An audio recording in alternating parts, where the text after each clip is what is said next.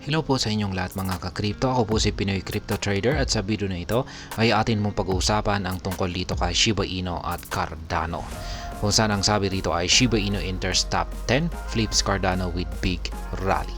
Kaya nakapasok po itong si Shiba Inu sa top 10 ng most valuable cryptocurrency or market cap ranking. At nangyari po rito ay nahigitan daw po niya itong si Cardano. Pero check po natin yung kanyang yung latest na kanilang rankings dito kay market cap mamaya, coin market cap.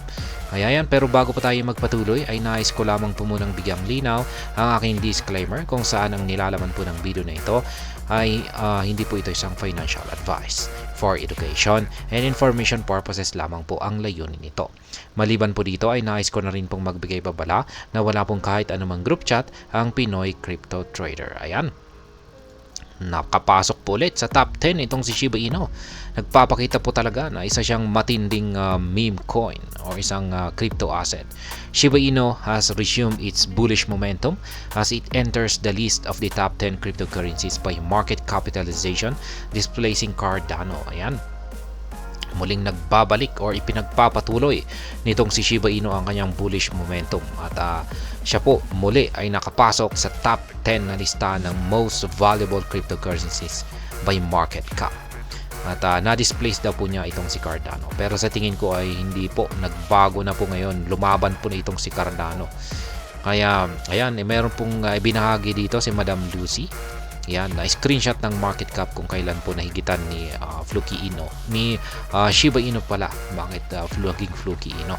Ayan, nahigitan ni Shiba Inu itong si Cardano. Ayan.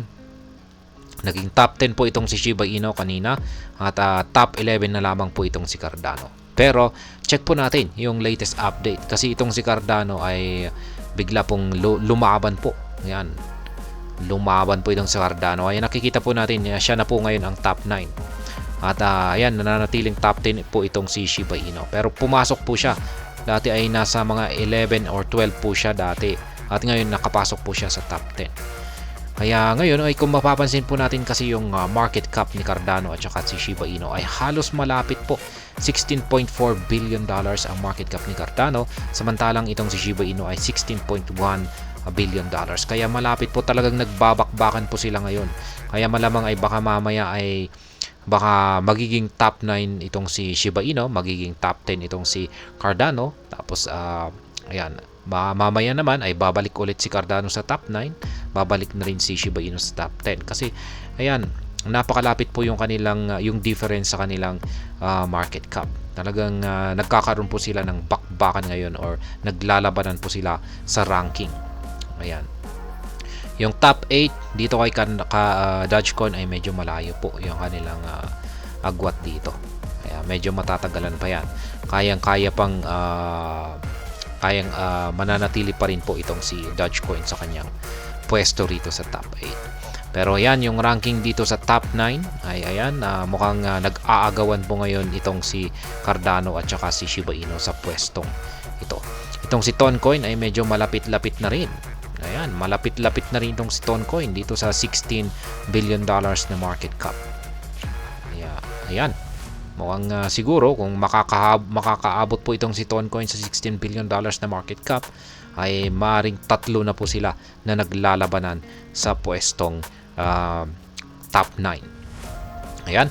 Pero ang mahalaga naman po rito, ang mahalaga naman po para dito kay Shiba Inu ay at least nakapasok po siya sa top 10. Ayan, sa top 10 rankings natin dito. Ayan, hindi na po mahalaga yung kanyang matatalo or mahihigitan or yung kanilang yung kanyang maipapataob na kanyang kakompetensya rito. Basta ang importante naman ay nakapasok po siya sa top 10 rankings natin by market cap. Kaya ayan, yan po si Shiba Inu. At hanggang dito na lamang po tayo sa video na ito. Sana po ay inyong nagustuhan ang aking paliwanag sa video na ito. Kung inyo po itong nagustuhan, ay pakiclick lamang po ang like button nito. Para naman po sa mga bago lamang dito, kayo po ay aking inaanyayahan para mag-subscribe. Pakiclick na rin po ang bell icon nito dahil ito po ang siya magsisilbing notification nito sa mga bago kong videos na akin pong ina-upload sa aking YouTube channel na ito. Marami pong salamat sa panonood. Ingat po tayo lagi at God bless po sa ating lahat.